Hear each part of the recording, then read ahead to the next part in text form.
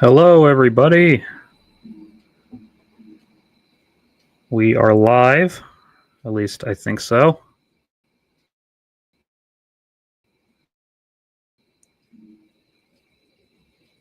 Let me make sure. Yep, we are. Okay. All right.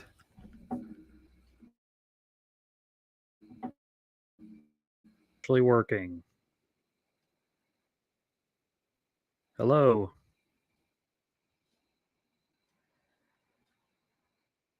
Hello.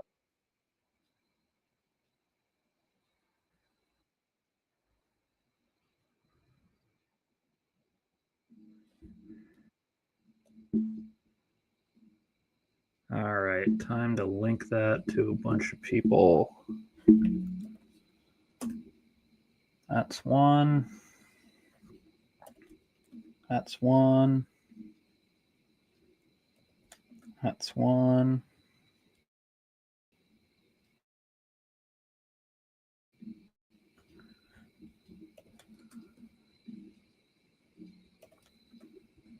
All right. Now to do the rest from my goddamn phone because I did not prepare well for this. 1 second, everyone. Wait for you all to, toddle in.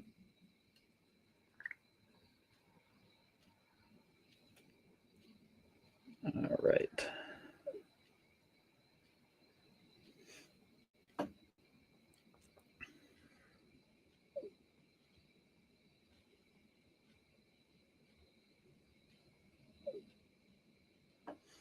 Send a few more.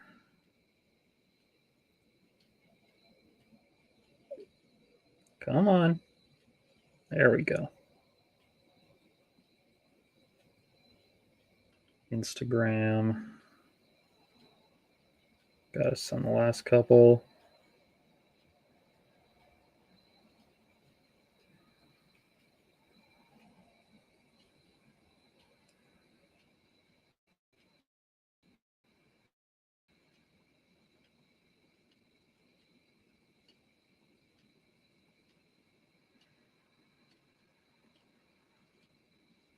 All right.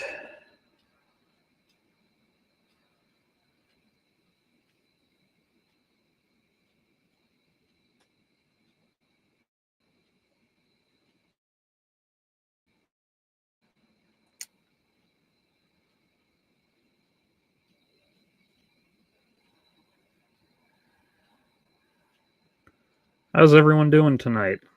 Let me see what the chat actually looks like if I can figure that out.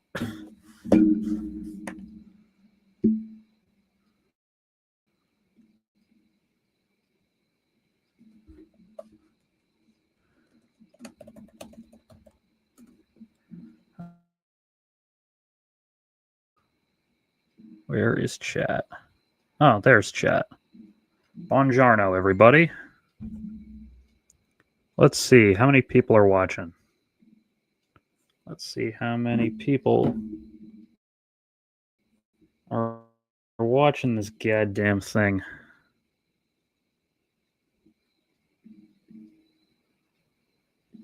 Let's see. Will YouTube actually cooperate?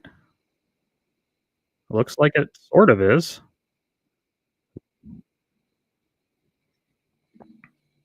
Yeah, it looks like it's working. Feel free to comment any issues that you notice. Anyone who's watching, which I think is just one person at the moment. Nick's phone is acting up, so while I wait for him to get it fixed, you'll have to make do with my beautiful face. All right. How's everyone doing tonight?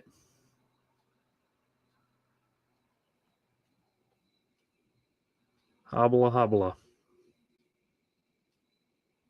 That's where you comment how you're doing. You know what? While I wait, I'm going to experiment a little bit. Let's see. How easy is it to include a video that I want to watch? Then that won't get me DMCA'd. That's the real question.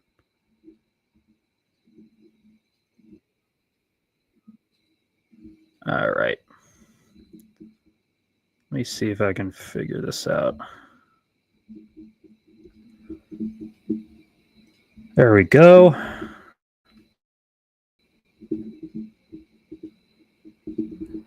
I'm going to be honest. I'm kind of a dummy. Yes, thank you. I already said that. Yep, that's the one. All right. How does this sound, everybody? What's going on? Teja Ramontu. So, guys, the new Superman movie just dropped. I don't actually know who this guy is, but I would like to know how it sounds to everybody.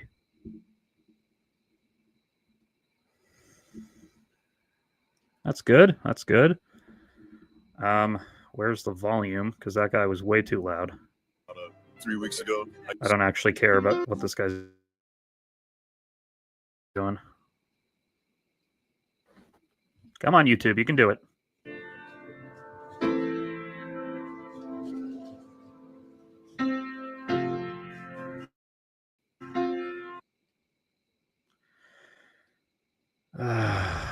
Good.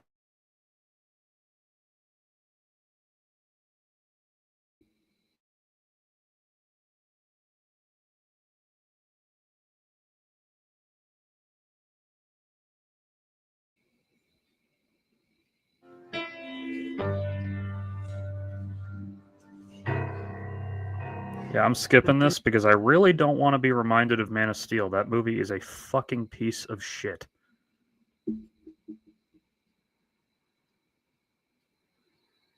You play beautifully. Thank you, I appreciate it. And you got that all memorized too. That's incredible. Yeah, it took like a week, not that impressively. All right, I think that's enough of that. Yeah, I agree. Fuck Verizon. Verizon is cancer, and should be treated as cancer. All right. Well, while I wait for people to toddle in, what do you want to talk about, one viewer? Give me something. Give me something to talk about. Because it's probably going to be a little bit till other people can show up because they have, lives.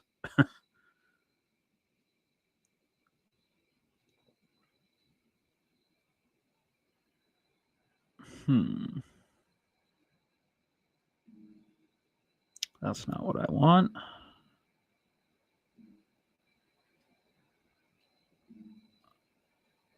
Best twist ever in a movie. Shit, how do I spoil that? How do I talk about that without spoiling anything? Let me see.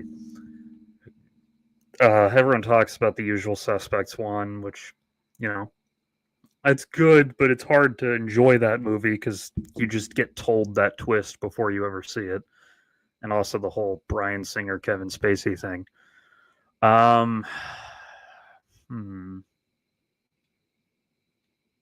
Sixth Sense, everyone talks about that one.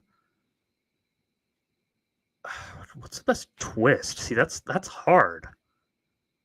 Because at least for me, I kind of just incorporate that into my judgment of the movie. Like if a twist stands out from the movie, that's kind of indicative that the movie isn't very good.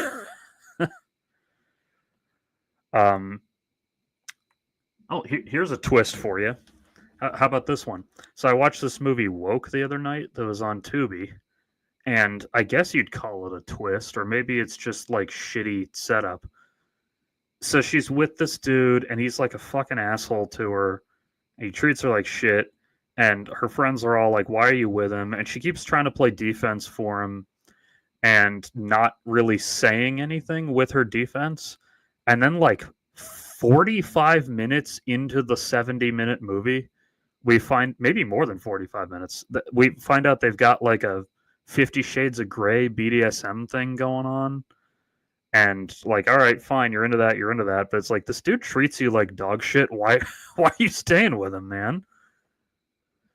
Why? Oh god. The movie was terrible, and it wasn't even fun terrible. It was just awful. It was just the kind of movie that shouldn't exist. Fucking Eric Roberts in a dual role that they never have the reveal shot of because they didn't have the budget to have like the split shot with two Erics Roberts. And yes, I said Erics Roberts. Sounds like so many women though. Well, yeah, but like that doesn't fit this character because this character's like a strong, independent woman who don't need no man. But then she's like fawning over this dude who's not very attractive, treats her like dog shit, can't really emote like a human being. It's like I don't know, she just likes getting pushed around in bed, which fair enough. We like what we like, but it's like you can find a dude who'll push you around in bed who doesn't treat you like shit in the rest of your fucking life, dude. And whose family isn't trying to kill you in a gender flopped shitty version of Get Out.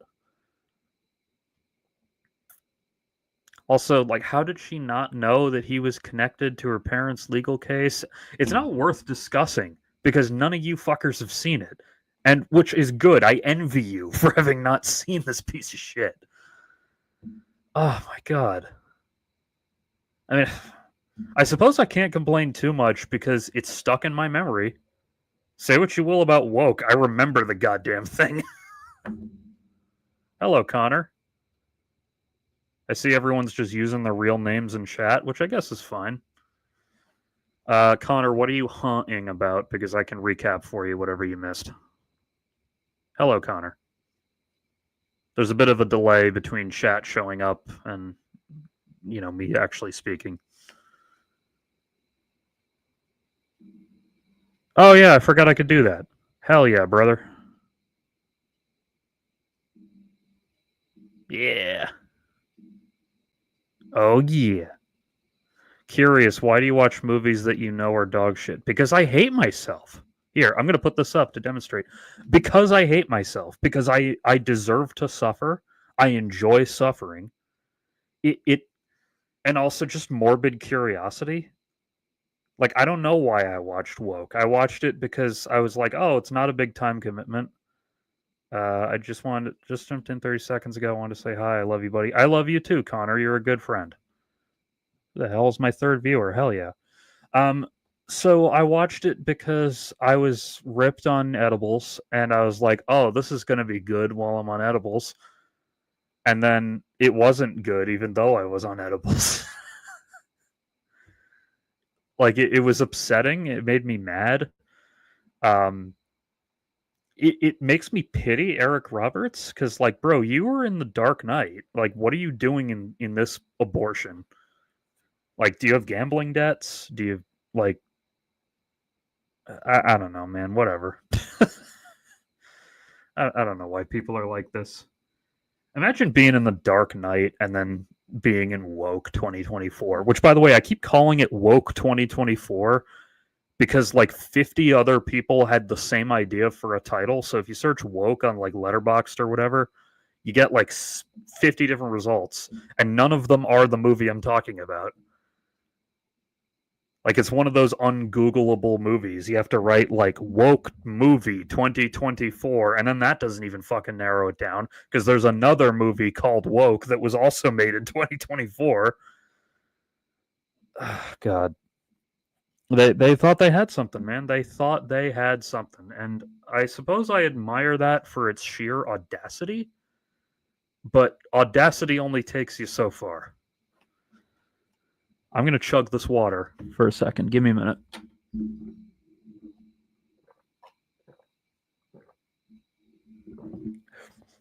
My piss be clear as fuck, boy. All right. How many people? Oh, someone left. Fuck me. I'm assuming that was Connor being busy.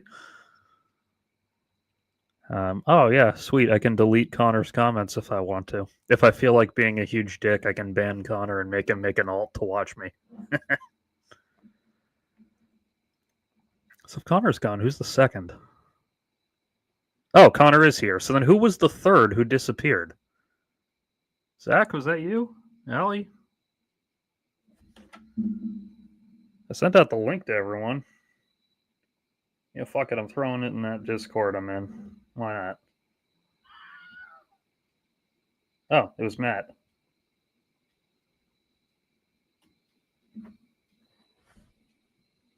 No worries. Yeah, I forgot Matt works second shift, so he's like on basically lunch break right now. Which is very. There really is no term for like. I just got home from the gyms. I'm not actually going to delete your comments, Connor. I was just fucking with you. Yeah, we don't really have a word for like the meal you eat in the middle of the day when you don't work the day shift.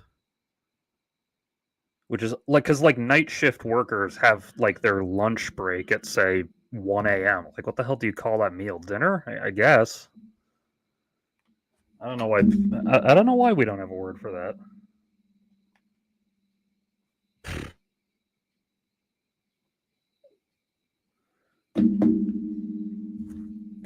All right. I think. Let me see. Is Nick free? Yeah, he was telling me earlier that whenever he's at work, especially, he has absolutely no signal. I don't think he's at work today, but it's like I tried to call him, and it gave me like the, you know, not even the connecting tone, or I guess the connecting tone, but not the dial tone. So it's not him slacking, and it's not me, because I don't want to blame him for what's going on. Am I the last viewer? Maybe, Connor. Maybe you are. Maybe my mom doesn't love me enough to stick around. Huh? You ever think about that? I'm kidding. She's gonna cry now. I feel bad. Also, here, let me do this. What do you... That's not it. What do you bastards think of my wallpaper? You can thank my good friend Z for drawing that for me. I won't cry, but I will make you shitty dinner. You don't make my dinner every night, just most nights. And I love you too. Yeah, so that's our background. The show is called People Without Pants because we made it so that we don't have to get real jobs where we have to wear pants. So Z drew us this very simple yet effective logo that I love very much. And that's why that's my background. Though since I'm the only one here, right now I'm just using the solo cam. Can I change my name on here? No, I don't want screenshots. Fuck you, StreamYard. Goddamn bunch of bullshit. I didn't want to take a screenshot of myself. I wanted to look and see if I could change my name.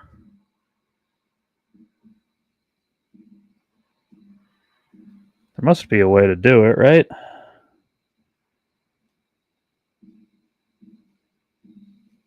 Come on.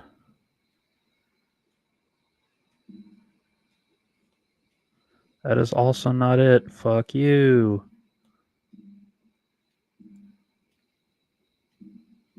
There's got to be a way to do it. I've seen other people do it.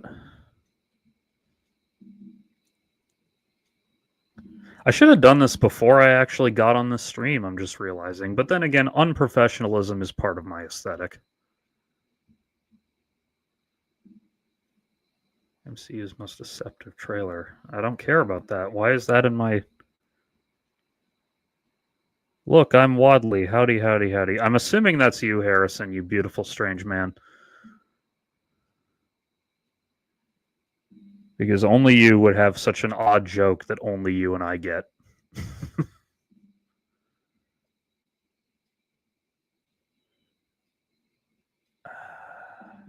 Come on, how do I change my goddamn name? You know what? There's a help button. Change name.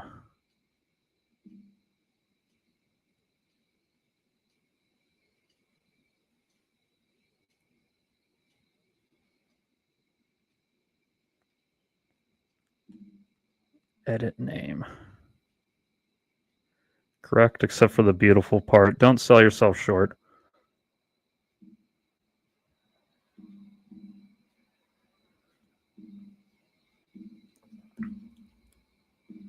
This thing is not being cooperative, so maybe I'll worry about it later. Maybe it's not important. Delete these.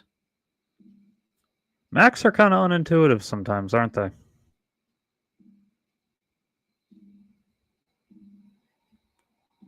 What do you guys want to discuss? Who's got an idea that is worth my time?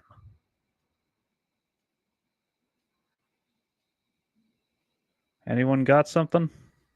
Come on. I know you people are independent thinkers. Give me something. Show comments on stage. Yeah, that's actually not a good idea. I know what you bastards do. I'm not putting your comments on stage without my permission.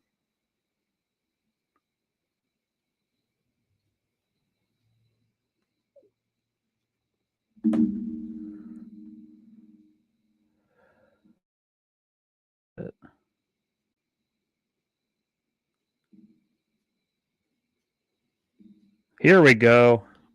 Here's change the name.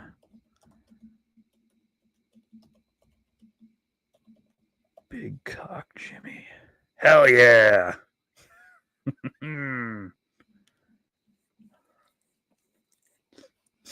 All right, what's going on? You know what? Here's an idea. Let's check Twitter and see if anything funny is happening. I can talk about things that are funny. Matt was asking me earlier if I was going to talk about Orange Man. Let's find out what Orange Man is up to. Boys to Men, I don't care. Why did Boys to Men do the national anthem? The fuck is that about? That's all anyone's talking about right now. I don't care about that. I forgot that Boys to Men were still, like, alive.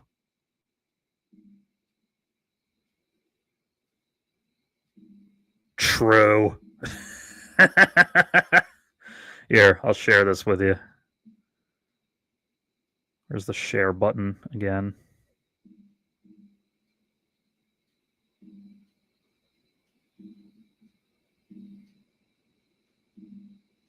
Yeah, this right here.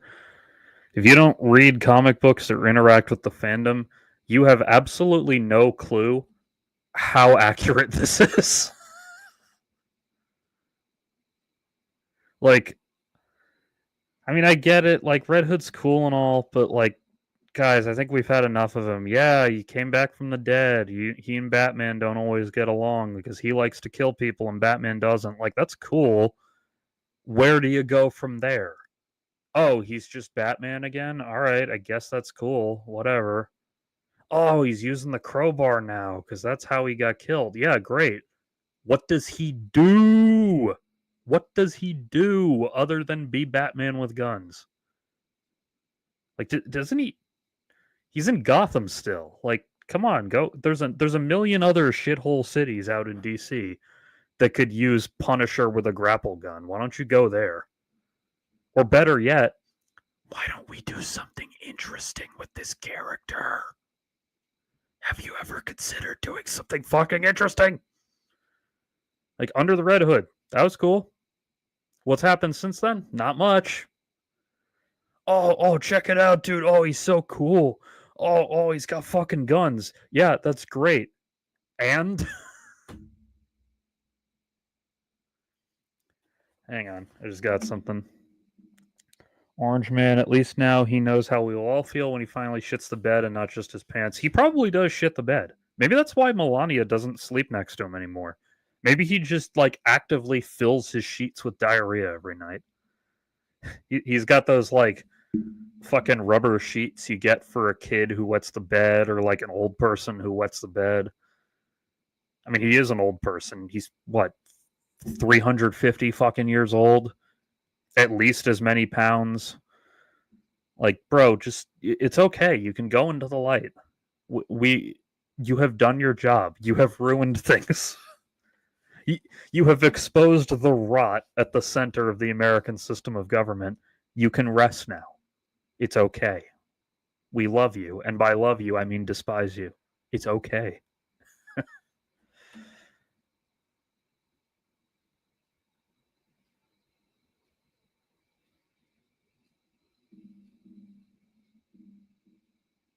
Here's a good one.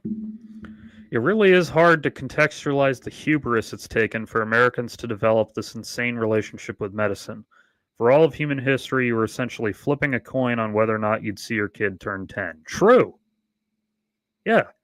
What is it with people like, well, I know what it is with people thinking vaccines aren't real. It's Andrew goddamn Wakefield and then, COVID conspiracism and a bunch of other fucking bullshit. But it's like, why are we not, well, maybe we are teaching these people and they're sleeping through fucking science class, but it's like, no, you know what? I'm becoming less of a believer in democracy at this point. Like I'm starting to fall into that whole like, nope, we need competent technocrats in charge to decide things for you because these fucking mongoloids have clearly proven themselves incapable of making their own decisions.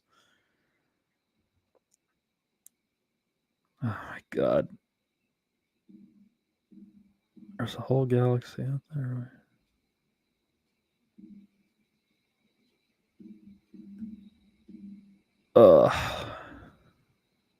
Come on, man. Is anything good trending? I don't care about fucking Boys to Men.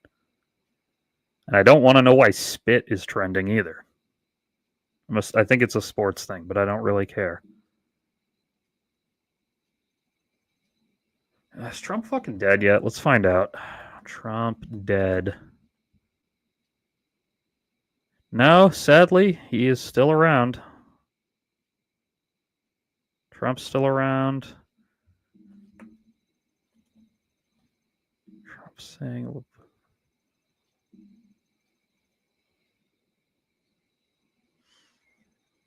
Can somebody... I was driving minutes ago, but I didn't... All right, hang on. This one's actually controversial. I was driving minutes ago, but I did have a movie opinion topic. Denis Villeneuve is an awful pick for directing Bond 26, and there's still plenty of time for him to drop out. Oh, someone else is asking about Bond. So we don't know who the next Bond movie actor is, but they did announce yesterday that the guy who plays young Dexter is playing Bond in the new video game, which is intriguing, I suppose. I don't think we've ever had a Bond game that wasn't based on the movies, or at least like using the actor from the movies. As for Denis Villeneuve being an awful pick for directing Bond 26, I don't think Denis Villeneuve's an awful pick for directing anything. I haven't seen every movie he's ever made, but I've seen like many of them, and there hasn't been one I disliked. Like, it says a lot when Sicario is one of your... I don't know if you guys could hear that. It was a pop-up. It says a lot when Sicario is one of your, like, weaker movies. Yes, First Light. Did I see First Light? I don't think I did. Oh, 007 First Light. That's the game. I thought that was... Yeah, I forgot that was the name of the game. I'm just excited that Bond finally has the damn scar on his face. Like the thing from the books that no movie has ever done. Like, finally, Jesus. I'm also a little bit perturbed by the fact that if you do the math, Bond would have been born in like 2003. That kind of... It gives me the tumbly rumblies a little bit. I don't know. Harrison, you're going to fucking kill me for this, but I think Bond is kind of overrated. I think that they should have kept it as a period piece. I don't think it really works in a post-Cold War setting, at least not as well as it should.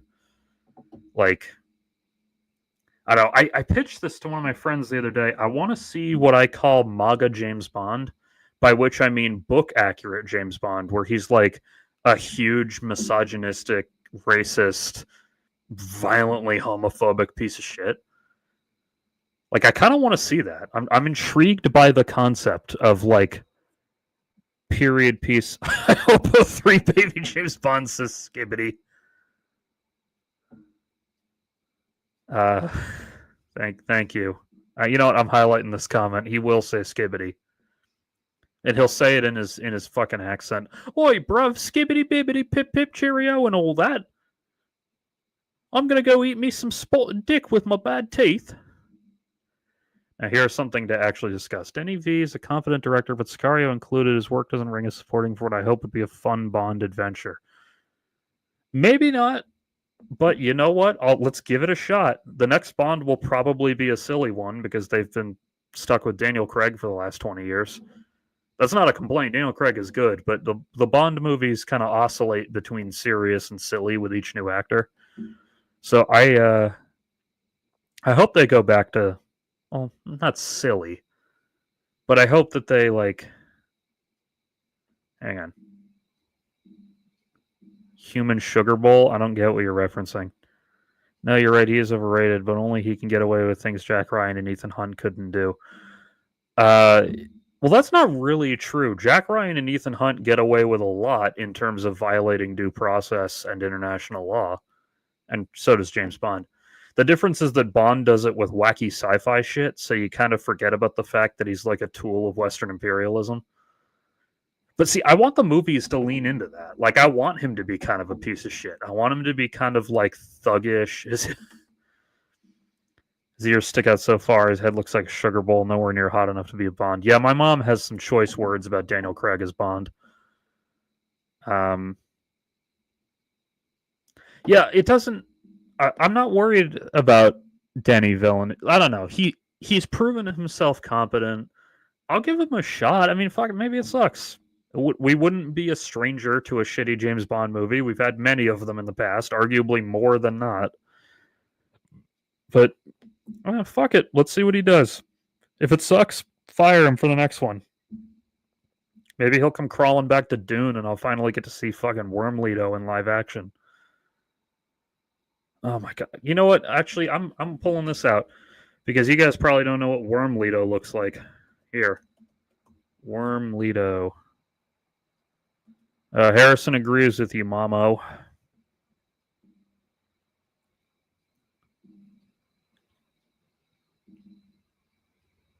No, that is not. I was not looking for a meme. Thank you, Reddit.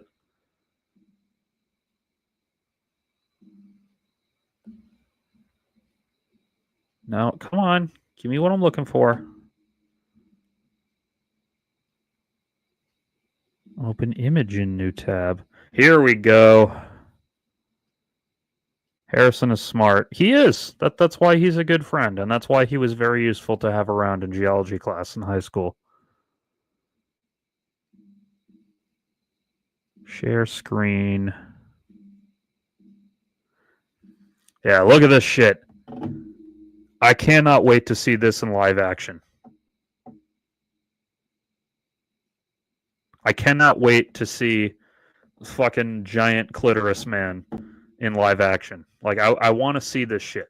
No live action version of Dune.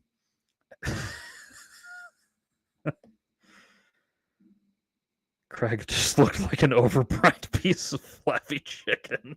A little bit. Anyway, see this? This is fantastic. I want to see clitoris man. I want to see him like doing his insane Moneo. Like I want to see this because we've had live action versions of Dune go past the first in the form of the low budget Sci-Fi Channel version, but that only went as far as children. We didn't get to God Emperor, and I want to see fucking God Emperor, Wormleto, like screaming at Moneo, politically philosophizing for like 3 hours of the 4-hour movie.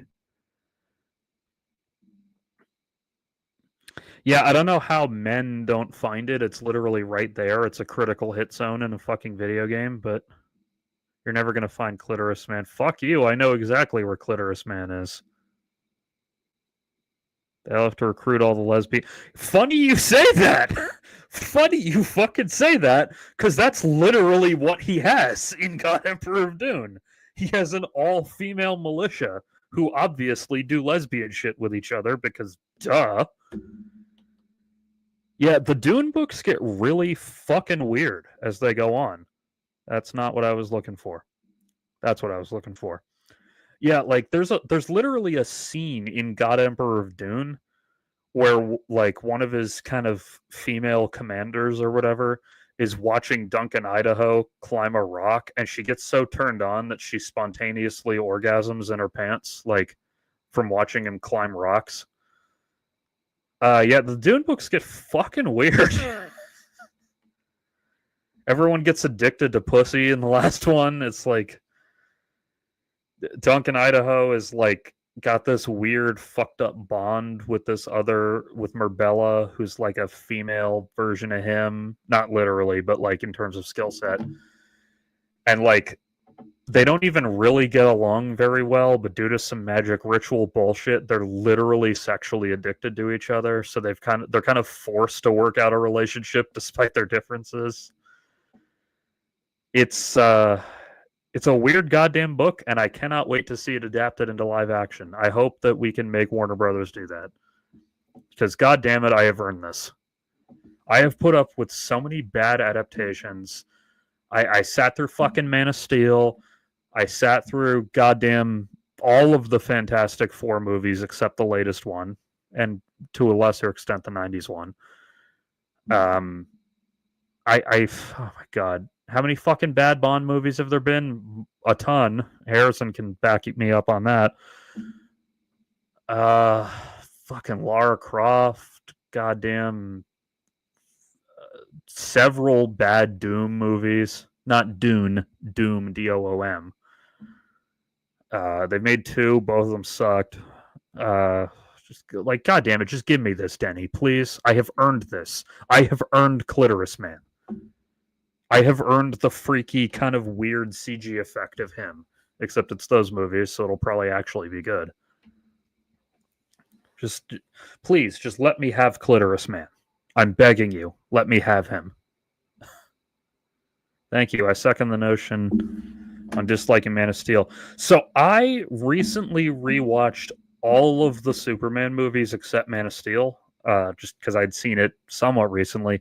And I hold firm. Man of Steel is the worst one. It's worse than Superman 4. Because Superman 4 has 1 or 2 good things in it. It mostly is shit. It's almost entirely shit.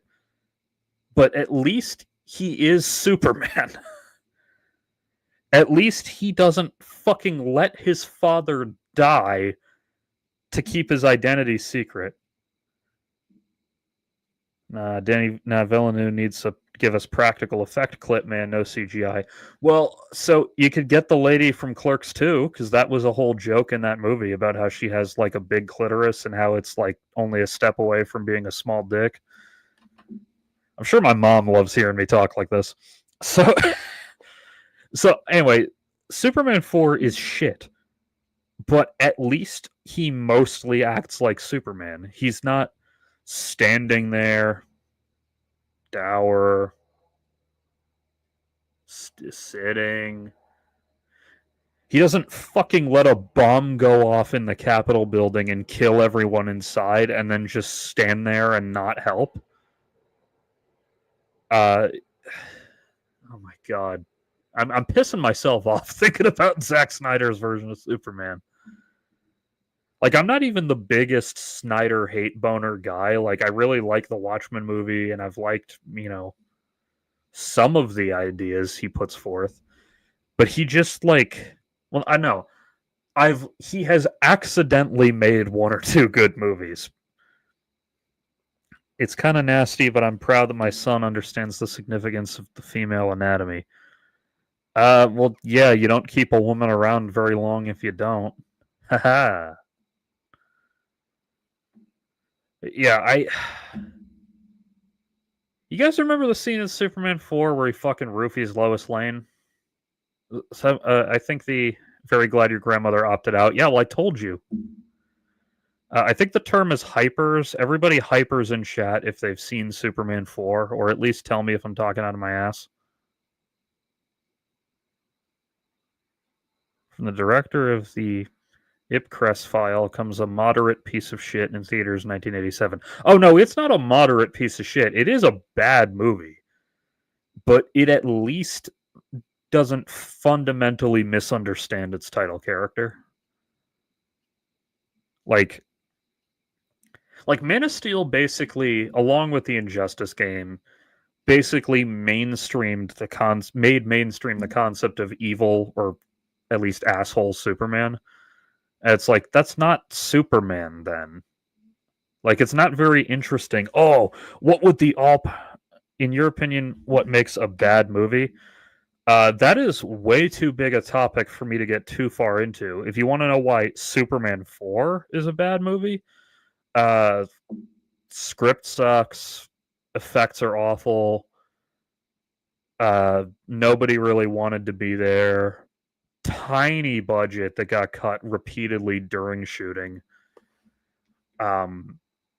There's like a full act of the movie missing. They shot like 2 hours 15 worth of movie, and the final film is like barely 90 minutes, including end credits, because they cut like a full third of it.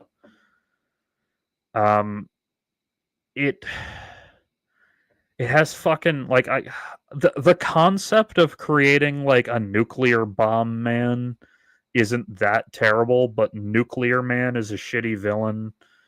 He doesn't really like. He's got those stupid claw things, and he scratches Superman and gives him radiation poisoning.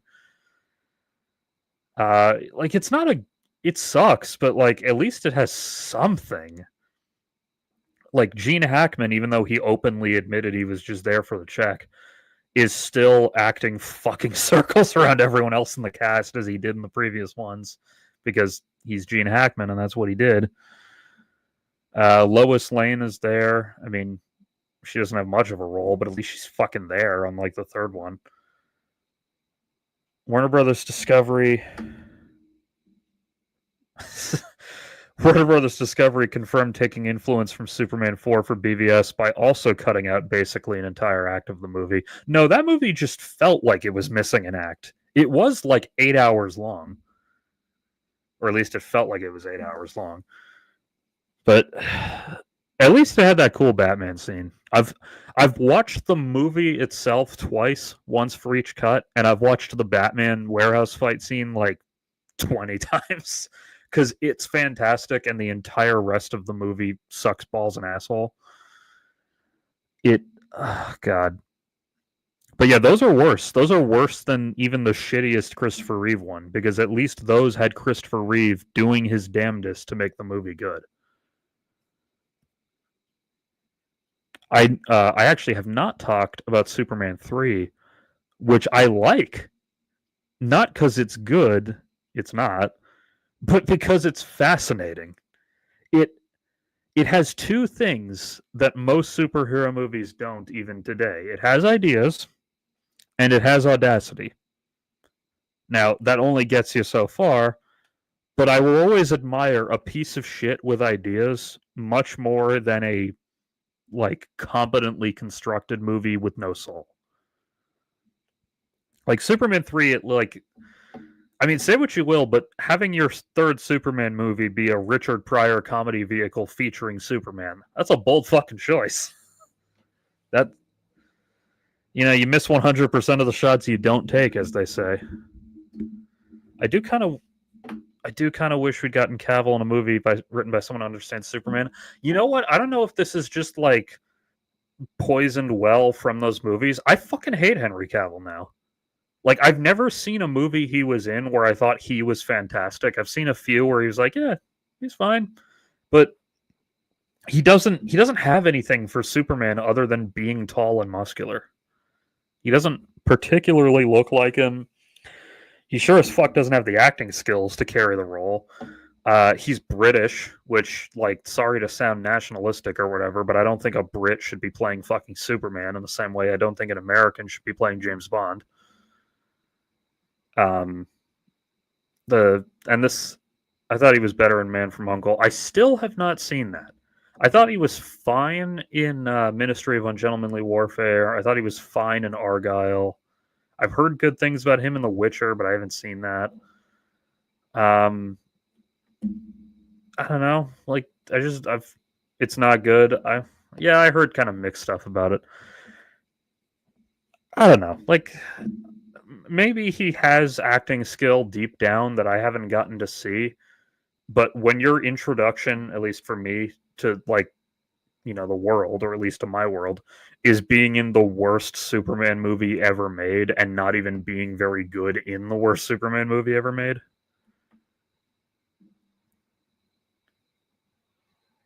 I also second Man from U.N.C.L.E. I haven't seen it recently enough to remember how good Cavill's in it, but it's a fun, lightweight spy flick.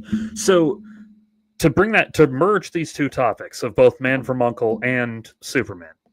So the villain in Superman 3 is played by Robert Vaughn, who was Henry Cavill's character in the original Man from Uncle, the TV show. And Robert Vaughn acts his fucking ass off in this role. Like, I don't know if he was being paid extra or if he just felt genuine passion, but he is so good as what's his name? Webster? Something. Hang on. If he's such a great villain, I should remember his fucking name, right? It was something Webster.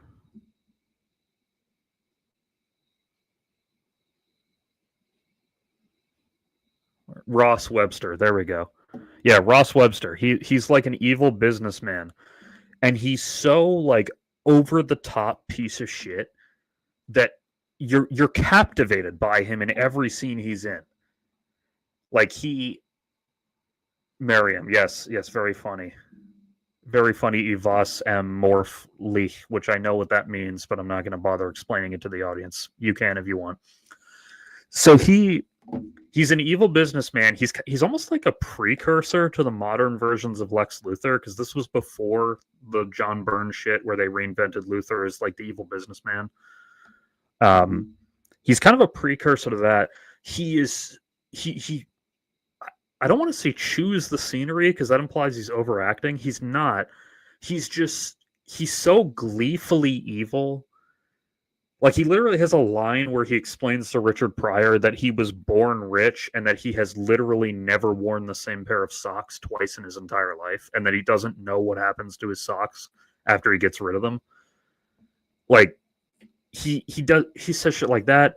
At one point, he says, like, when he's talking about his evil plan, he explains, and I shit you not, he says this: "It's not enough that I succeed; everyone else has to fail." That's awesome, man. That's a great fucking villain who's that unapologetically evil, which is something they really captured in the newest Superman movie, by the way. Because Lex Luthor in that movie, my fucking god, there is not a second of that movie that you feel any sympathy to him, any kind of like emotional connection. Not that you don't feel connected to him, you do. You feel connected to his hatred and what a fucking bastard he is. Like, there's no, oh, I hate Superman because he's a god, and God didn't save me from my abusive daddy, or whatever the fuck his horseshit motivation was in BVS. He doesn't act like fucking jittery, stuttery Mark Zuckerberg. He acts like Lex Luthor. He's actually bald. He's the baldest man alive, by the way. He's evil. He can yada yada insane sci-fi shit. It's great. And I see shades of Ross Webster, not so much in that particular performance, but in like general Lex Luthor archetypes of like the evil businessman who doesn't have any kind of Freudian excuse for his bad behavior. He doesn't hate Superman because he cost him his fucking hair. He doesn't hate Superman because, like, I don't know, like some versions try to make it like he has a principled opposition to aliens being on Earth. Balder than the communist Shel Silverstein. This is not Shel Silverstein. This is Lenin, and it says, "I am the Walrus."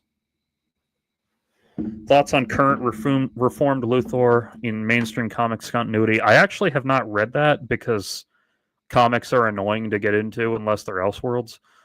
But I'd need to know context. I can't picture Lex Luthor reforming very well because, you know, he's Lex Luthor.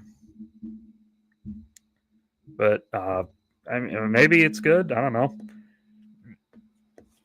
I kind of like when Luthor is an unapologetic piece of shit, which, by the way, James Gunn is really great at writing wise. Harrison, he does have to lose his memories to reform. That explains a lot because Lex is he is the ultimate hater. But Harrison, I was telling you this the other day because you were talking about how you hadn't seen Guardians 2 and 3 yet.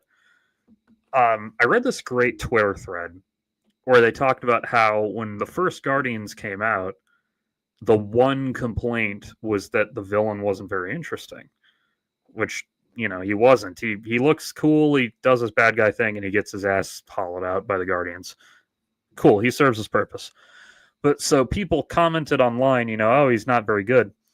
So James Gunn took that to heart, and rather than do the really easy way to make the villain good, which is give them a sympathetic backstory, he just got really good at making really evil, unsympathetic pieces of shit as his villains. Because Ego and the High Evolutionary are both master classes in, I am an evil motherfucker, I hate you, I want you dead because I'm better than you, and I don't have any justification for it. And I love that. Sympathetic villains are good and all, but every now and then I just want the guy to be evil because he's a motherfucker. And yes, it did culminate in his take on Lex. Like James Gunn is a filmmaker whose progress in the art of filmmaking you can really track as he goes on. Not like, it's not that his older movies suck or anything. It's just that with each passing one, you can watch him get a little more confident in writing this type of character, which, speaking of, the main purpose of Guardians of the Galaxy bad guy is to move the larger MCU plot along, which is why 2 has a better villain. True. That the MCU is... It's not that it sucks. Like, each individual installment is generally competent, with a few exceptions. But what it is, I realized this the other day. Alex, I don't know if you're here, but I was talking to you about this, and I thought back. Iron Man 3 was the first Marvel movie that felt... I mean, not that they never felt formulaic, but it was the first one that felt like its purpose was to build to the next thing. Like, it kind of felt like... frankly, it felt like watching the season 2 premiere of a TV show where you're like, yes, I know how this show works now. I know the structure. I know that we'll meet the villain in this one and that he'll go on and I'll have the big confrontation in the finale. That was kind of how Iron Man 3 felt, and I didn't realize it at the time. Captain Marvel, as much as I don't want to shit on it too hard because it got more than its ration of shit from like the chuds on the internet, it definitely is a little formulaic. And again, it's not like the old ones weren't, but like the first, I guess 6, like up to the first Avengers movie, they all felt like individual movies that would have been made regardless, that were then kind of coalesced into the Avengers movie. I don't know why I just did a fisting maneuver. That coalesced into the first Avengers movie, which felt kind of like the season 1 finale of a TV show. Which is not really... Bro really went from I admire a movie with ideas that executes them poorly more than competently assembled nothing to MCU. I didn't say... Okay, there are some installments of the MCU that are bad, and overall it's not very creative, but each individual movie is fairly competent. Like, it looks fine. Well, not always. Like, it's competently acted, the storyline works, the villain serves his purpose. And, like, see, that's the thing, Zach, is that as formulaic as MCU movies are, they never get bad enough for me to hit the fuck you, I'm done with your shit territory. You have to get pretty bad for me to get to that. You have to get down to, like, Aquaman, or, like, I don't know, those Jason Statham shitty action movies. Like, that's kind of what I mean by competently assembled nothing. The MCU, for all of its faults, has ideas as often as... yes, I know, and that's why you're my friend. Like, as often as Kevin Feige does, like, kind of stamp out creativity or controversial thoughts, the MCU generally has some kind of point in its movie. There's, like, something to fucking say. Less so as they've gone on. But... like, I know, I liked Iron Man 3 at the time, and I still kind of do. It's just that I think back on it now, and it's like, yeah, that was the first time it became clear, they're not making individual movies and combining them. They're now making a franchise. Although I cannot bring myself to care about almost all post-Endgame stuff. See, that's the thing. That's what sucks, is that there is some god-tier shit hidden amongst the post Endgame stuff, but because it's thrown in with so much other stuff that isn't really that exciting, it gets lost in the shuffle. Like, probably most of all, Daredevil Born Again. Daredevil Born Again drags its fucking nuts across the face of almost everything else the MCU has ever made. It's so good. Thunderbolts, yes, I was about to get to that. Thank you, Harrison. Though Thunderbolts isn't as good as Daredevil Born Again, but it is pretty good. And the new Fantastic Four was pretty good. I mean, not that it had much fucking competition on the Fantastic Four movie front, but like Thunderbolts had things to say, kind of. They still, it still gets muddled a little by the fact that it has to be a superhero movie with action and spectacle and everything. But like, Christ, at least it had a point. At least the message of it was like, care about your friends and take care of yourself mentally. As opposed to the newest Captain America, where the message was send $20 trillion more to Israel. The soul for a soul thing happened there, where we had to sacrifice having a good Captain America movie in order to get a good Thunderbolts movie. But anyway, like I'm thinking back on the MCU, and yeah, it's Iron Man 3 was where it's literally the Starship cover in the trailer that won me over at the 11th hour. Oh yeah, I forgot about that. Yeah, it's just like the first Avengers movie feels like the season 1 finale. Endgame feels like it should be a series finale, and the good movies since then have all felt like good Simpsons episodes past season 10. Yeah, kinda. Endgame definitely should have been treated more as a jumping off point. Not that Marvel should encourage their fans to not give a fuck anymore, but Endgame definitely should have wrapped everything up in a nice, neat little bow so that if you want to hop off and not worry about the future shit, you can. And it mostly does, but it can't do it fully because you got to set up the next movie. I'm going to out myself as being kind of a dork here, but I actually watched all of Walking Dead. I watched it till it was over. And it doesn't have a terrible finale, but it doesn't feel like much of an ending because they got to set up the Rick thing. They got to set up the Daryl thing. They got to set up Maggie and Negan in New York, which I still haven't watched those spinoffs because I just keep forgetting that they exist. I'll get to them at some point.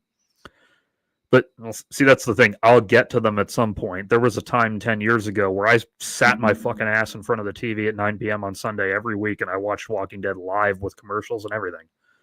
So the fact that we went from that to, I'll get to it at some point. Yeah, but there was nothing left in the Walking Dead horse. Yeah, not nothing, but not much. In contrast, the Walking Dead comic, because it didn't have the duty of propping up $1 billion TV franchise, the Walking Dead comic ends wonderfully. It feels like an ending. It's not that you could never do anything with these characters again, but it's like, I mean, I don't know if I want to spoil it, but you read that final issue of Walking Dead, issue 123 or whatever fucking number it was, and you're like, that was very good. I am perfectly okay never seeing these characters again. I know they got their ending. I know that they can be happy now. So, like, I get it. Like, I'm a little sympathetic to Marvel, like, feeling the need to keep propping up their, at this point, probably $1 trillion film franchise. But it's like, guys, it's okay to have it be a jumping off point. It's okay for not every single person to care about every single thing you produce. Because now we've got this problem. Excuse me one second. I just want to check something. All right. Because now we've got the problem where a ton of people who would have otherwise really liked some of the shit Marvel's made have lost interest. And now it's like, Daredevil Born Again, what the hell's that? And I'm like, it's a fucking masterpiece is what it is. Or I should get to the new Fantastic Four movie at some points. It's Elseworlds. That does help. The fact that it's set on its own Earth does very much help it feel self-contained, which of course is going to get shat upon next year when Avengers Doomsday comes out. But, what are you going to do? You know what I'd love? And I'm not the first person to say this. After Avengers Secret Wars or whatever the fuck the next one is, how about we transition to the world of the new Fantastic Four movie?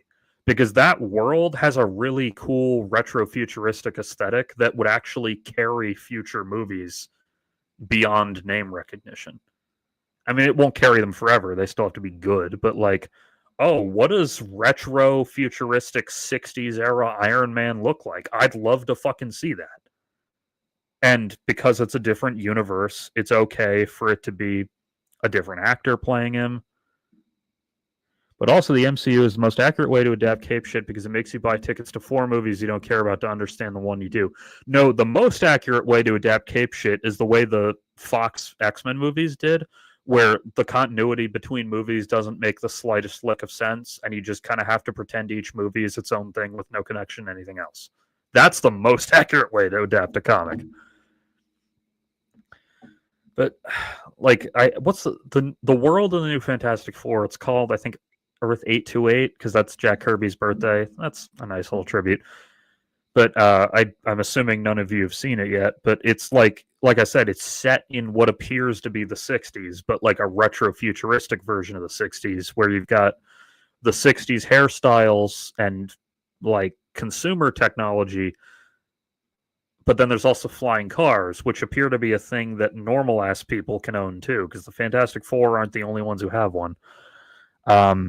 And they've got like the Baxter building looks like kind of wacky sci-fi shit. And you've got like old shitty 60s TVs covering footage of like, the Red Death and his man-apes or whatever the fuck they're called. It's like, I like, if you're going to be doing a comic book, don't be afraid of doing a comic book. Like, have, like the new Superman movie did. It's okay that Lex Luthor can just yada yada creating a kaiju or yada yada creating a fucking pocket universe. Like, I love that. I don't need to spend the whole movie watching him like toil over the gene samples till he gets a successful kaiju. Oh, I need a kaiju? There you go. Eat shit and fuck you. Like, just don't be ashamed of your source material.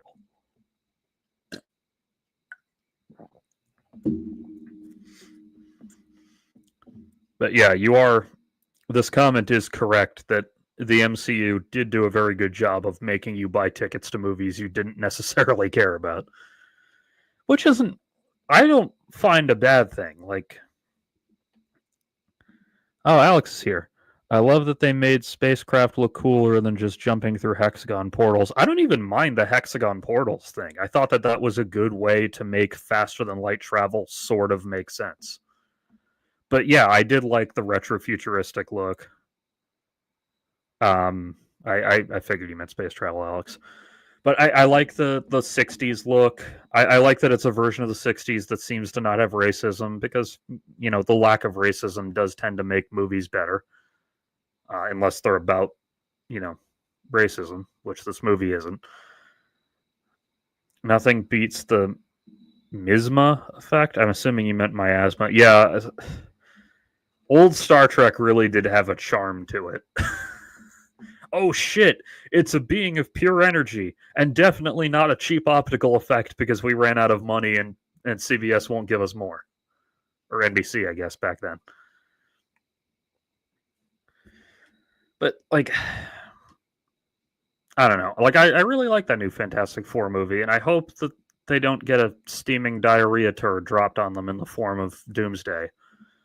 I really hope they don't do the, that Earth is gone and the Fantastic Four have to immigrate to our Earth. Like, yeah, that storyline was cool the first time you did it 70 fucking years ago. I don't need to see it again. I'm okay with there being different Earths. You don't need to, like, do the DC Crisis, like, it's all on one Earth now. No, it made a lot more sense when it was on different Earths. Like, we are okay. We can keep track of that if you have a functioning fucking brain. This makes me think of watching Green Lantern with you when you were a smallie. Did you watch that with me? I forget. You must have. The cartoon you watched. Yeah, not the movie. I hope they don't get a steaming turd dropped on the Doomsday. They will. Hey, let me cope. Let me huff a little bit of copium. I think they used miniatures to achieve the Galactus effect. In some shots, they did. And you can tell because they move a little funny like miniatures do, which is part of their charm. And yeah, we watched the Green Lantern show together. I don't think you saw the movie with me, but maybe you did. Movie isn't that great, so it's not as bad as everyone says, but it's not very good. Bro huffing so much copium, the Brits about to take Hong Kong from him. Yeah, I don't know. I hope that, like, so with Robert Downey Jr. as Doom, for example, I hope that what they're doing is fucking with us. I hope that what they're doing is teeing us up for, oh, he's a Tony Stark variant. And then we get there and it isn't, and it's just a straight take on Doom, and they're just letting Downey Jr. take advantage of the fact that it's a masked role and have him play a completely different character. I doubt that they're going to do that, but I hope they do, because that would be kind of cool. That'd be a cool way to fuck with us. And I don't mind when they fuck with us. I don't know if Harrison's still here, but I think he is. You was talking about Captain Marvel earlier. That movie is overall kind of formulaic, but one thing I really like in it that fucks with us is they play on your pre-existing knowledge of the Skrulls from the comics, and then they reveal that, no, these Skrulls are completely harmless, and they're like refugees from another world. Like, they're refugees being hunted down, and they're trying to find a safe haven. Like, all right, that's interesting. That's a new take on these characters. You think it'll be like that Harrison Wells thing from Alex? He can't fucking type. From season 1 of The Flash, where he stole the original person's face. No. Well, I think that's likely what they'll do. What I hope they do is that he's just Doom. He's just traditional Doom, never shows his face. He's from Latveria and everything. I hope that they cast Robert Downey Jr. to play up our expectations that they'll do some kind of body swap shit, and then they'll just let him go crazy with a completely different role. I don't think they're doing that, because Kevin Feige would probably shoot you in the fucking head if you had an original idea. But I hope that they do that they just do a straight take on Doom. I doubt they will, but I hope they do. I will give them a lot of credit if that's what they do. But they probably won't. They'll probably do the Flash season 1 thing. Oh yeah, spoilers for an 11-year-old TV show, by the way. Yeah, they'll probably do the like, oh, he turned himself into Iron Man to fuck with people. Oh boy. And then Spider-Man, he's going to take off his fucking mask in every fight scene. And Spider-Man's going to be like, oh, it's Mr. Stark. And then he's going to get over it, and he's going to help kick his ass. And then Spider-Man will get to leave again and go and do real movies. And then they'll keep doing fucking Avengers schlock without him. I don't know. Please don't do that, Marvel. I know you're already making the movie, but like, you wouldn't be strangers to changing shit like during post. So how about you do that? How about you do something original? Or you know what you could do? Since woke is dead now or whatever, fuck it. Just bring Jonathan Majors back. Yeah, he's a piece of shit, but like, whatever. Fuck it. At least that'll be bold. At least that'll be an interesting fucking idea. Bring back the domestic abuser. And you can not see the movie if you don't want to, which is absolutely fair. I'm not particularly interested in seeing anything that guy produces, knowing what an asshole he is. But hey, you know, you handcuffed yourself to this dead hooker, drag it to the fucking finish line. It's such a shame, too, because Jonathan Majors is such a fucking good actor. I mean, clearly he acted like he wasn't an asshole. But, like, you know, after that whole scandal, I think I got it for my birthday or something on Blu-ray. I rewatched Lovecraft Country, which he's the star of, and I'm just watching it. I'm like, God damn it, he's fucking great. He's an asshole who beats up his girlfriend in real life, but God damn it, he's a fucking amazing actor. Like, why? Why do we do this? Why can't the fucking wife beaters all be shitty actors like Mel Gibson? If you haven't seen Last Black Man in San Francisco, I've heard that one's good. What was the other thing he was great in that wasn't Marvel? Because he was great in Lovecraft Country. He was great in Marvel, but it's Marvel. Creed 3, he was great in Creed 3. I heard okay things about that movie, Devotion. I don't know. Just like, dude, you had it all. All you had to do was not beat the shit out of your girlfriend, and that's pretty easy to do. I've been not beating the shit out of my girlfriend for 28 years now. Like, it's just don't beat women up. It's easy. It's really fucking easy, man. Yes, I agree, Alex. I know that was my idea that I pitched to you 6 months ago. I want the canceled artist Suicide Squad. I want them to go find Roman Polanski off in Milan or wherever he is and put a bomb in the back of his head so that he can't molest any girls. And then you bring him back to the US and you have him do another Chinatown movie or a fucking Rosemary's Baby prequel or whatever, or an original idea. And you cast fucking Jonathan Majors and Mel Gibson and Woody Allen and Ezra Miller and Amber Heard and all those people. And they each have a bomb in their necks, so they can't go rogue, and you let them make good movies.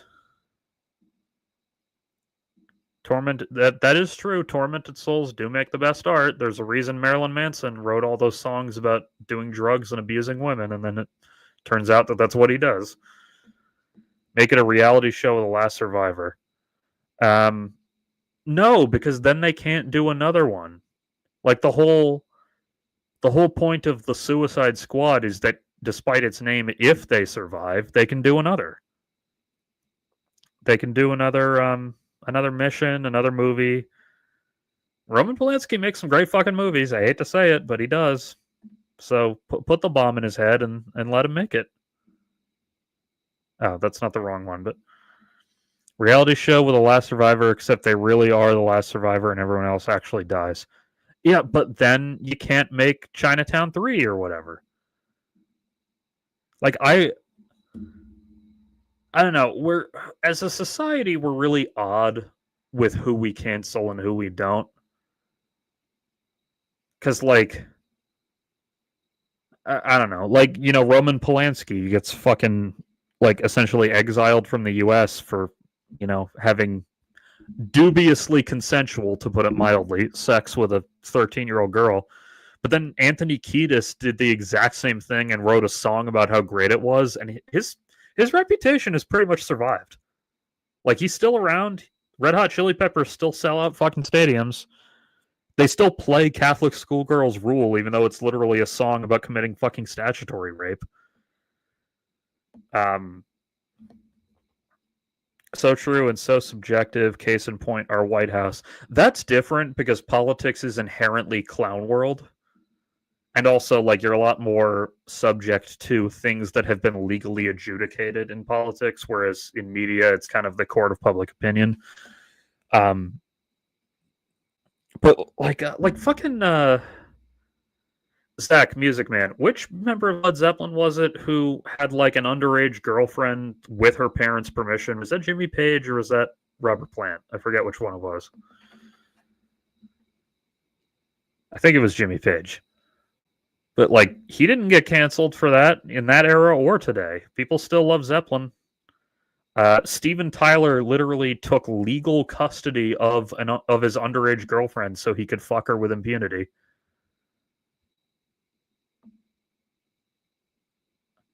Somehow, and yes, it was Page. Thank you. Yeah, Steven Tyler. Yeah, my mom just said the same thing. Somehow Kiedis never got investigated when his autobiography dropped because the girl he wrote Catholic Schoolgirls Rule about was also, according to him, the daughter of a police chief. Yeah, I believe it. Yes, he did. Sort of. He paid off her parents to sign over legal custody, I believe is what it was. I do think cancel culture is required, but it needs to be a scalpel, not a sledgehammer. Also, there are levels to this. That's true. When it first popped up, there were one or two instances where people who didn't deserve it kind of got the banhammer. By and large, that wasn't the case. I'm not trying to sound like a fucking right-winger here. Woody Allen, yeah, Woody Allen's reputation did suffer, at least. He still gets to make movies, and he's still out of prison. But his story is mainstream enough that a decent number of people, including myself, don't watch his shit over it. Whereas, like, I don't know if it's because no one knows or anything, but like Anthony Kiedis and Steven Tyler, they still show up fucking everywhere. I still hear Aerosmith songs every third time I go to the grocery store. So like, I feel like the Steven Tyler one's well known though, but maybe I'm wrong. Maybe I'm in my bubble. But yeah, everyone knows about Woody Allen, and a lot of people. Jerry Lee Lewis managed to have radio stations refuse to play his music back in the 50s. Yeah, but that wasn't that because it was too black or something. I forget why. He's in the same category for me as Hobby Lobby, chick-filled hate. Daughter, wife, Elvis. Yeah, true. Elvis did indeed start dating Priscilla when he was 24 and she was 14, and he had her parents' permission and everything. And he claims they didn't fuck till she was an adult, and I am choosing to believe that. No, it's because his wife was like 9. Yeah, to be fair, she was not technically his daughter, but yeah. And yes, they did try it with James Gunn, and it wound up working out in our favor because now we have good DC movies instead of the fucking horrific diarrhea-filled Pop-Tarts we were getting before. I have to thank Mike Cernovich for drumming up that cancellation because it made the world better. Oh my god, I forgot about this. You're right. Jerry Lee Lewis married his 13-year-old cousin before finalizing his divorce with his second wife. I fucking forgot that story. Yeah, I do remember that.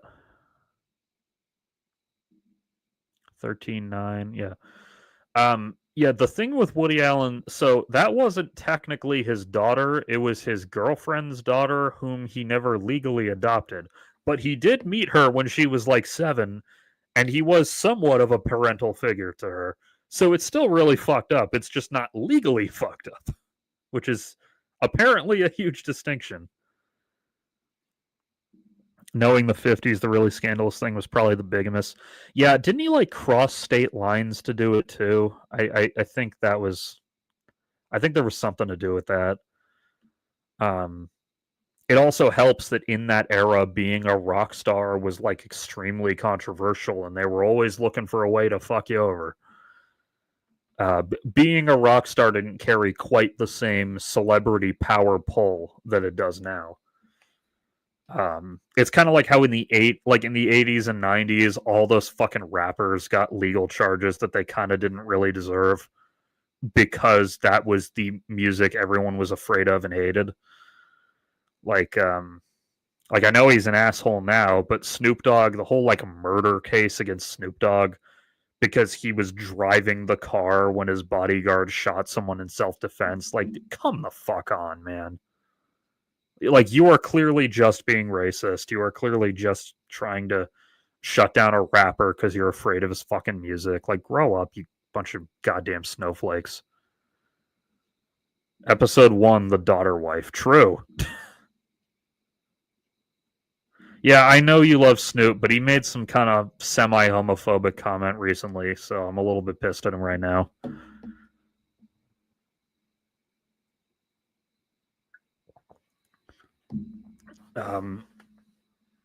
I guess I won't be fucking hunting down Snoop cereal, which is too bad because I was intrigued to try it. Hang on one second.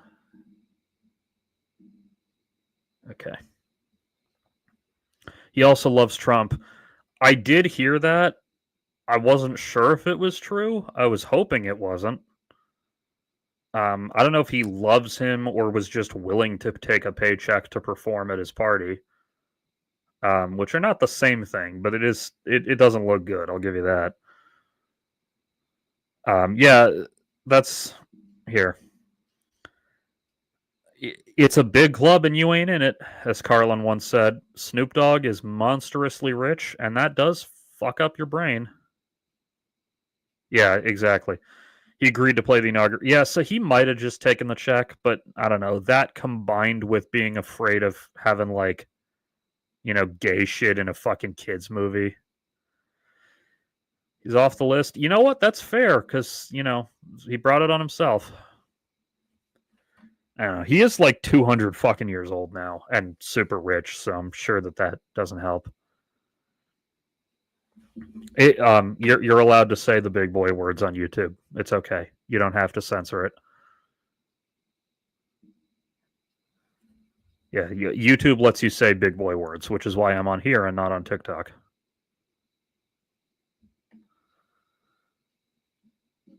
Yeah, that might as well be 200. Especially when you smoke as much weed as he does. It was a really fucking weird thing to be outraged over. A 2-second long lesbian kiss. And as for your comment, Zach, didn't know how to explain it to his grandkid. I don't know what the fuck I know what he meant, but I'm like, what? The women kiss each other when they're fucking straight. You ever seen the way straight women interact with each other? It's really goddamn, I'd say strange, but it's not unhealthy or anything. No, he did not need the check, but when you get that rich, the one thing you want is another check. As for why, couldn't fucking tell you, because I get like $200 in my account and suddenly become picky and choosy about what jobs I do. So,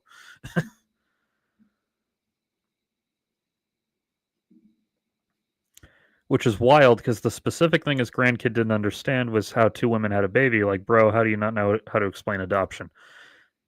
Yeah, I don't know. It was. Plus, Lightyear is like a fucking sci-fi universe. Maybe in that universe, two women can reproduce via some kind of like experimental gene therapy or whatever. I can respect trying to cash in when necessary, but when you're that rich, part of it's got to be ideological. Yeah, or certainly a lack of ideological opposition, which you can pick and choose whether or not that makes a difference to you. To me, not really. Excuse me, I'm trying to burp. Excuse me. Yeah, I don't know. Like, okay, how do I say this without sounding racist? Snoop, you're fucking black. What are you doing even being passively supportive of Trump? Weirdly, he was very vocally anti-Trump during his first term. Yeah, that's why I was confused. Like, what the fuck are you talking about, Snoop? I am signing off. Love my bonus kids. I love you too. And I'm probably going to sign off myself not too long from now because I think I played with all the buttons I need to play with. I mean, that's why he's pro-Trump. What do you mean that's why? Like, because he's black? Like, black people should be terrified of Trump because he fucking hates them.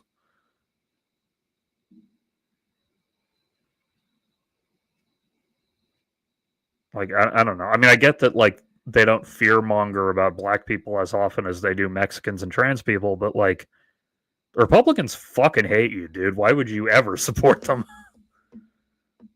Like, if we ran out of fucking Mexicans and trans people, you're top of their shit list. Oh, my God. Yeah, bigotry is irrational, I guess. I mean, not I guess. I know for a fact that it is.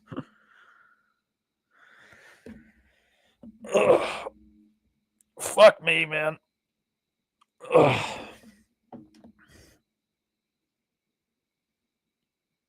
Oh shit, it's 9:30. No wonder my mom's signing off. It's like 2 hours past her bedtime. He's affluent, and more often than not, rich black people vote Dem but seem to be ideologically conservative. That is true of, and please nobody think I'm fucking racist for saying this. That's true of black people in general. They tend to be somewhat socially conservative. My theory is that religion is at play. In fact, that's that, and also like a really easy way to make people reactionary is to keep them in horrible fucking living conditions. Like, you notice that the Irish 200 years ago were way more fucking racist on average than an Irish person is today because they were kept in like the fucking ghetto by like de facto segregation in that case. I don't know if you're talking to me or my mom, but either way, I love you too, Alex. But yes, regarding your comment, Z, it's also seemingly a response to racism, ironically enough. Yeah, well, that's what it is. It's like, you keep people in fucking horrific living conditions via de facto, or in the old days, de jure segregation. You treat them like dog shit. You're constantly fucking racist to them. You teach them that hate is the way of the world, and then you fucking step back and are confused why they've picked a group to hate. Like what the fuck did you think was going to happen? When people are kept in reactionary or are kept in fucking bad conditions, that's how you become fucking reactionary, because it's how you think you have to survive. Not to mention, you don't really have time to think about like the ethics of critical race theory or whatever when you're trying to put fucking food on the table. I don't know, like you see that with that's part of why like hip hop culture still struggles with some homophobia. Like it's not as bad as it used to be 20, 30 years ago, but like you kind of, and it's not just black people, it's like any culture of the US other than queer people, because they're kind of a special thing. And yeah, you're probably right that it is tone deaf for only white people to discuss this. It does definitely come across like that fucking BoJack meme of all the men talking about abortion. But other than queer people, because that's kind of a special case, in general, you go to any country, you go to whoever the racial underclass is, and they're going to be a little bit behind the times culturally because they've been treated like shit and they have no educational opportunities. Rich people more, yeah, well, rich people are fucking evil, but that goes without saying. That's why I didn't address that, because like no shit, of course they're fucking evil. But yeah, Snoop Dogg being as rich as he is probably a contributor to why he is turning out like that. If he was still like, well, I mean, if he was in the ghetto, maybe there'd be issues. Like if Snoop Dogg had had a different life and had been like a middle manager at a Bank of America branch, I don't think he'd be homophobic. I feel like his life would have gone differently, and he'd just be like, huh, gay guys? Yeah, cool, whatever. I'm going to go smoke the weed that I have to hide from my drug tests because I'm a middle manager at Bank of America. But maybe I'm wrong. I mean, yeah, here we go. Look to poor Appalachian folks, to your point. Yeah, that's fucking true. You keep all those charming little rednecks in fucking trailer homes. Oh my fucking god, is this true, dude? I don't know why you'd think that gay guys would feel a kinship with black people due to the whole systemic oppression thing, but yeah, racist white gays are like one of the most common types of gay dude. It's insane. See, I've never understood this, Alex, because like you're correct. I'm not going to argue with whether you're correct, but when I was a kid, was always like, you'd think they'd feel a kinship with each other. And some people agree. For example, this is just a random fun fact I know. Sammy Davis Jr. was a convert to Judaism because he felt a kinship with the struggle of the Jews with the struggle he'd been through as a black person. And that kinship brought him to the point that he felt there was like metaphysical religious significance to it and converted to Judaism as a result. So I was always like, huh, you'd think that black people, for example, would be way less racist towards Asians or whatever because they both get treated like shit by whitey. But no, that's actually not how it works out, because most people don't think logically enough for that. It's depressing, but it's what are you gonna do, man? Yeah, I don't know. I don't know why people are like this. I don't know why more. See, here's the thing: the gold standard is the way I think, and people should think the way I do. Everybody would be correct all the time if they all thought like I do. I don't know. Just like, I mean, it's kind of a silly example that some of you will relate to, but like, I saw The TV Glow. You know that movie? It's a very like, I don't want to say ham-fisted because that implies it's not good, and it's amazing, but it's a very like obvious heavy-handed allegory for the trans experience, which I am not part of because I was born with a dick and I'm happy that way. But the notion of feeling discomfort in your own skin, that's a thing anyone can relate to. So I don't have to be trans to appreciate I Saw the TV Glow. Because, like, every human being has at some point been in at least a situation where they felt uncomfortable in their own skin. Exposure really can help make people less bigoted, especially when we're all struggling. Yeah, you're right. The very fastest way to make white people stop being racist is put them in a situation where they have to interact with black people or Mexicans or whoever, and they're going to be like, huh, that guy cuts the crust off his sandwich the same way I do. Maybe this whole racism thing is bullshit. Or at least, theoretically, that's how it works. I mean, you see that like with like the old people in your life, assuming they're not Fox News viewers. Like, I mean, not that my grandma was ever fucking racist or anything, but like, as she got older and racial integration became more of a thing, she spent more time interacting with black people and was like, yeah, they're just normal human beings. Though again, she kind of already agreed with that because my great grandparents weren't pieces of shit. Or like you'll see that thing where someone was like maybe homophobic decades ago, but then they met a gay guy and they're like, "Oh, he's normal. All right, whatever. It's not that big a deal."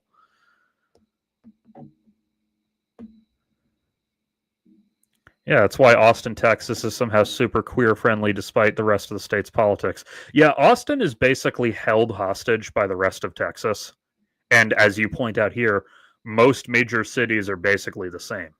There are very few like major metropolitan areas with a majority Republican voting populace. I'm sure there's one or two, but like even you go to fucking Alabama, like or Florida or whatever.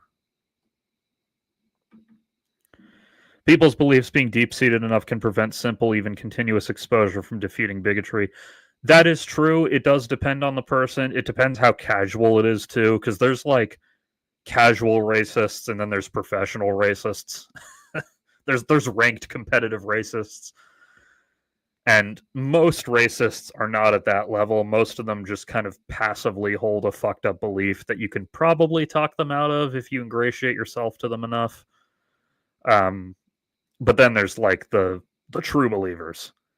There's the ones who are like, nope, fuck you, I want them all dead, or whatever. They'll never admit that they want them all dead, usually, but, Well, actually, no, these days they will. These days they'll just fucking say that shit out loud like they didn't used to. It's, I'm so fucking lucky I didn't grow up racist, man. I think about that sometimes. I'm so glad that my parents didn't fucking teach me any dumb racist bullshit as a kid. I mean, I could have unlearned it, sure, but I had a very smooth sailing in my life because I didn't have to unlearn irrational homophobia or unlearn racial slurs or whatever. Oh, God. I'm almost out of water. Check out the Deadpool glass. Hell yeah.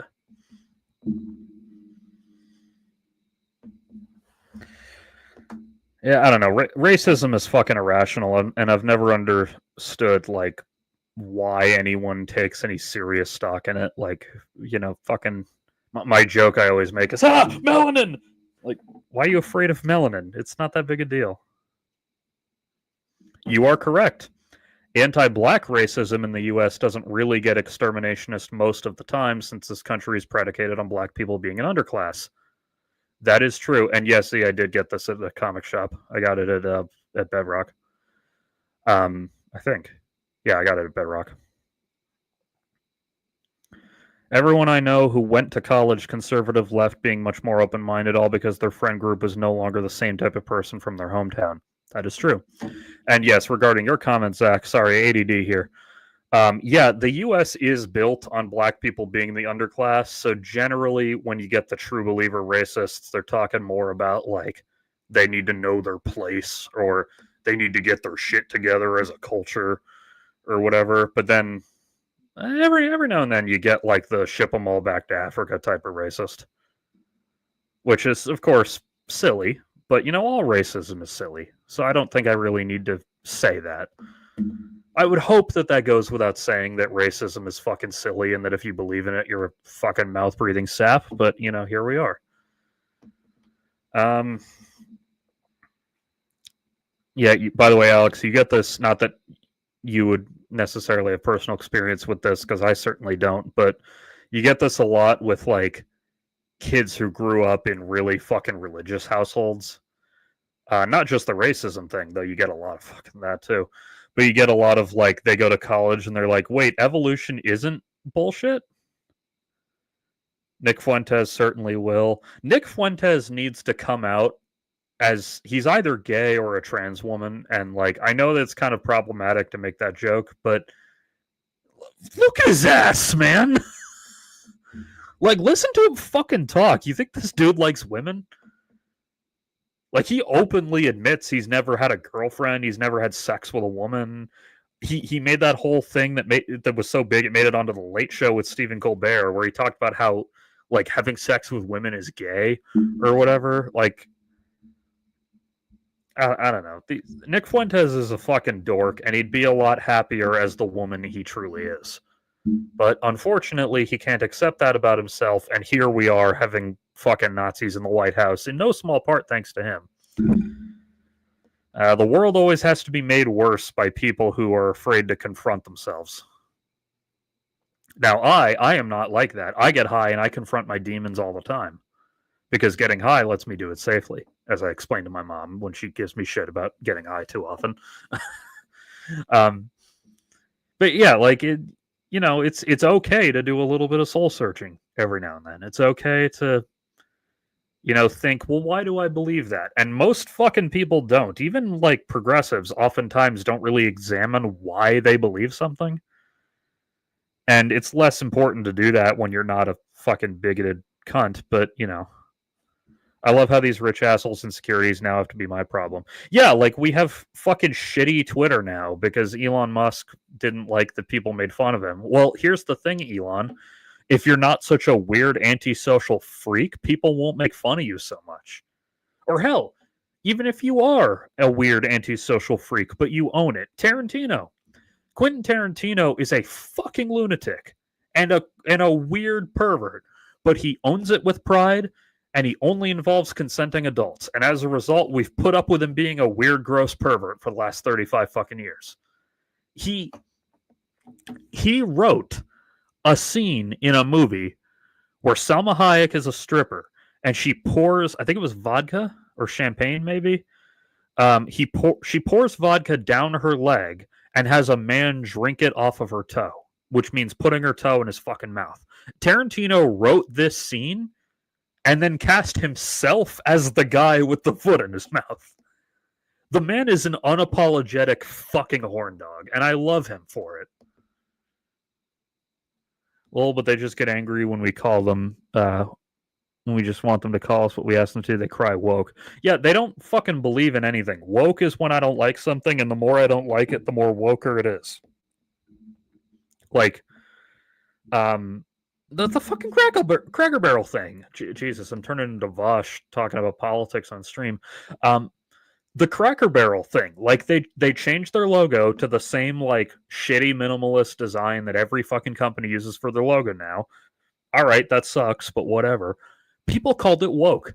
People said it was the Jews or whatever. Like, what the why do the Jews not want you to look at the fucking Cracker Barrel logo? You're still gonna go, motherfucker, as much as you pretend you're not going to. You're still going to fucking Cracker Barrel because it's the closest thing to culture you have in your fucking podunk hick town.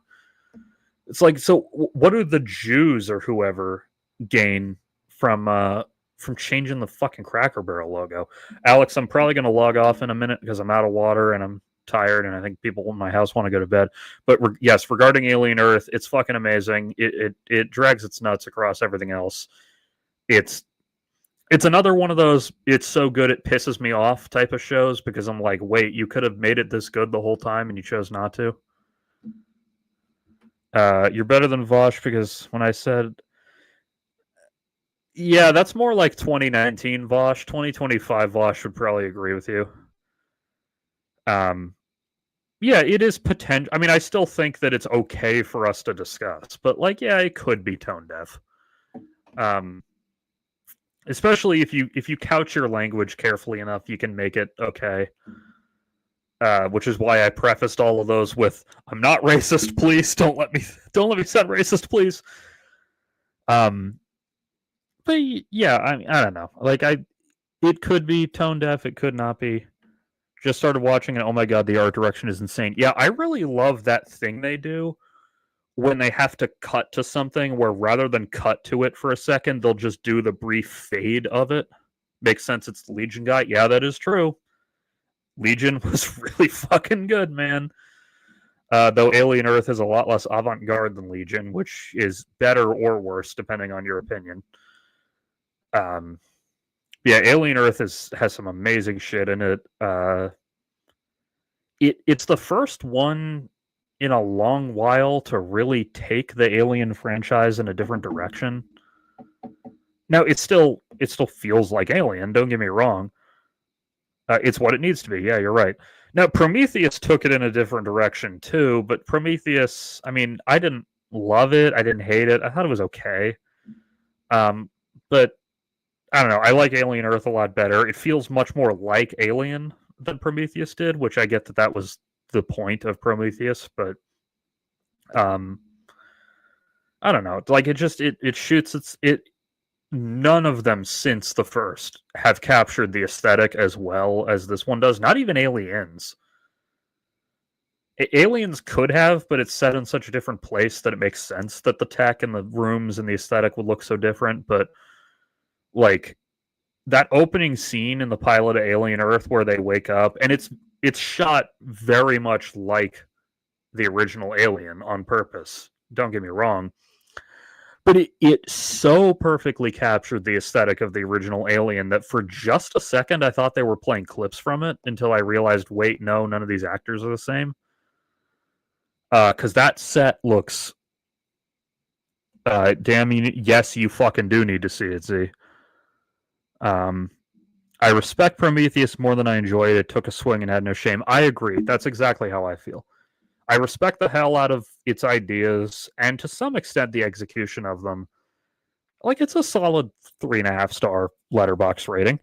It's just Alien Earth is Alien fucking Earth, man. But it takes it in a different direction because, yeah, I know you told me about that years ago, Z, that you enjoyed Prometheus. I enjoyed it well enough, but I enjoyed it as kind of its own thing, whereas Alien Earth feels like a proper Alien spinoff. But it does so, and it fucking faithfully captures it. It does have the dude from Andor. You're right. I forgot about that. Z, I don't know if you're on. I'd assume you're on a laptop or something, but I'm putting this on the screen so you can see it. So it perfectly captures the aesthetic of the original Alien without feeling derivative, without like it takes it in a very new direction. The leftist from Andor. Well, everyone in Andor is either a leftist or a Nazi, so that doesn't narrow it down too much. Alien Cubed, which I love that you call it that. So I was talking about this the other day. Alien 3, or Alien Cubed as you call it, would be notably better. It wouldn't be as good as the other two, but it would be notably better with two changes. One, don't fucking kill off Newton Hicks off screen during the opening credits. Two, have compositing effects on the alien that don't look like fucking dog shit. If you fix those two things, the movie's notably better. I've heard the director's cut of it is better, but I've never seen it because that's not the one they have on Hulu, and I'm sure as hell not paying for the fucking thing. So I'll see it one of these days. It's around somewhere, I'm sure. But yeah, Alien 3 does have ideas. It has some great shit in it. It's got that iconic shot of the mouth near Ripley's face, and she's like freaked out. It's like one of the most famous shots in the series, everyone forgets, is from the shitty one everyone hates. But yeah, I respect Alien 3 to some extent. The only one that is actually like, that one kind of sucks, is Resurrection. It's fine, make some small improvements. Yeah, that's what I expected. Alien Resurrection isn't awful, but it just doesn't really have anything to really grab you. Like, yeah, it's all right, you know.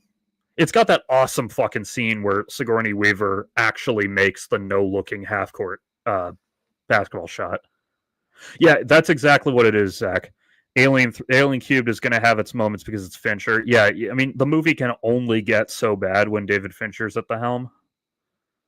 The fourth one was like a bad attempt at Firefly. That's kind of true. It's not an awful movie. It's just not very good. But it has its moments. It's got the scene where, you know what? Fuck it. I'm taking advantage of the fact that I'm streaming, and I'm going to pull up the video if I can find it. And then I should go because I don't want to fucking scream my head off while my mom is trying to sleep. Alien Resurrection basketball shot. Okay. Nope. I'm muting that for copyright reasons. Here we go.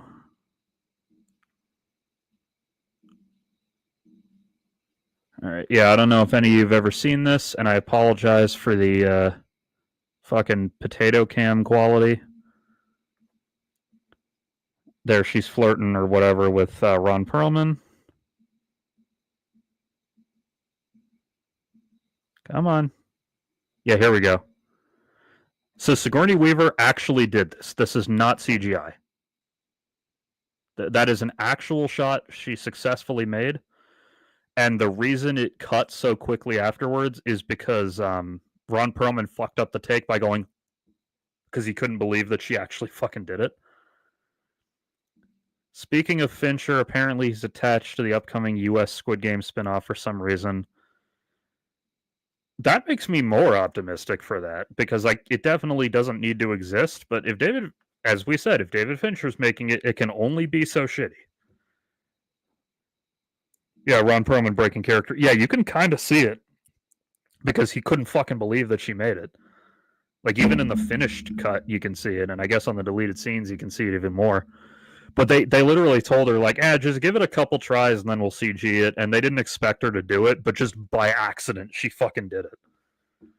Yeah, Sigourney Weaver is amazing. She's a great actress. It's not that she's not respected, but she deserves more respect than she gets.